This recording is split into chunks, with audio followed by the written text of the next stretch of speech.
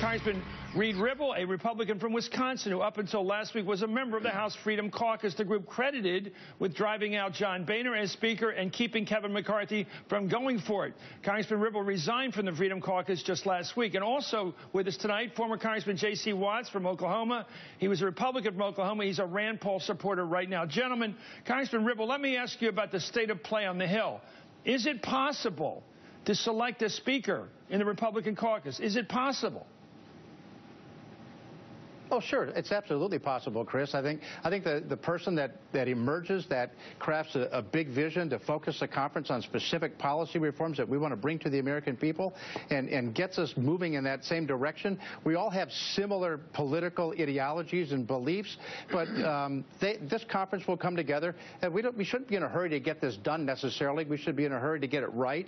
And so, yeah, we're going to find someone that will come forward, and I think we're all going to be fine. Well, what about the mathematics that more than half your caucus are only there for 5 years so far? They're only there for 5 years altogether, each of them, and they want to have a lot of power, and they want to be able to offer amendments on the floor, a completely open rule. How can you have the leadership ever agree to such a system, which would be, it would just institutionalize chaos? Well, no, it wouldn't necessarily institutionalize chaos. I think there's a way of offering amendments or offering legislation. I think what really members want is they want a clear system of rules that are applied equally to everybody and know what those rules are and then enforce those rules completely so that if you have a policy solution, if you do the work under those rules, you're going to get a shot at having a vote on the floor.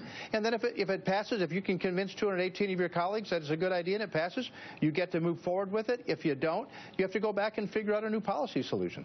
Let me go to J.C. Watts. What's this talk about you being a candidate for Speaker as a former member? Is that credible?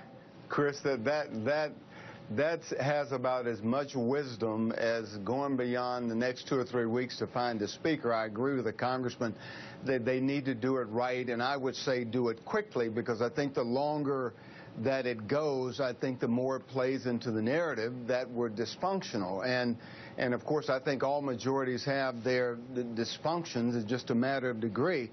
But nevertheless, I do think it would be wise, and there's a lot of wisdom in getting it right and doing it quite quickly. They need a permanent leader. I don't care if it's Abraham Lincoln. You don't need a non-member of Congress being the Speaker of the House. Well, let me go back to Congressman Ribble, because in the presidential field, when you keep watching it, as I do, and you do probably every day or so, you notice that the people getting votes in the primaries, according to the polling, are people with no government experience, no congressional experience, no Washington experience. They've never taken the oath to serve their country, their district, or their state. And that's Trump. That's Dr. Carson. That's also Fiorina to some extent. And they're killing the people that have had any kind of a resume. So isn't it the same thing that's going on with your party, that if you've got any kind of stature on Capitol, you're considered an insider and by definition a villain? Isn't that the problem? That's why McCarthy went down. That's why Boehner went down. They're figures of some stature in Congress, and that's not a good thing to be these days, apparently. Well, yeah, I think there's some of that to that, Chris, but I don't think it's the total story. I think, quite frankly, that members have seen a system of order that has come apart in the Congress, and when that order has come apart and it's not reliable, a new order has emerged. Yeah. And you're seeing it, quite frankly, in the Democrat Party in the House as well.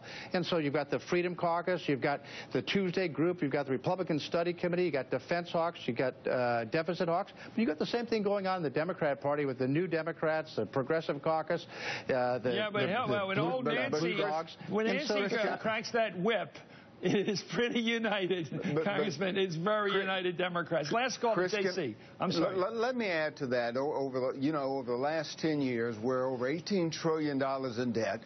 The deficit's gone down, but we still have deficits as far as the eye can see.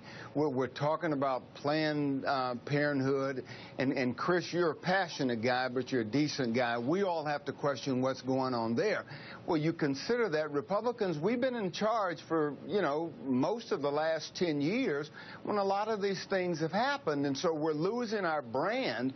And I would hope that all Republicans would get back to the basics, the blocking and tackling, and making sure that we can tackle these major issues, even illegal immigration. We can't say that everything that comes forward, that it's amnesty, or neither can we not be concerned about the border. So there's a lot lot of problems, and that's why I say the sooner Republicans can get a speaker, the better off the country's going to be. And don't pass an immigration bill unless you believe in it and want it to be enforced. No more BS on immigration. Congressman Ribble, it's great to have you on. Do you have a last word? I want to give you a chance. Thank you. Okay, thank you. I like that. Well, thank you. I was just going to say, I agree with J.C. That's a big vision. Okay, thank you. So thank you both, the gentlemen. J.C. Watson.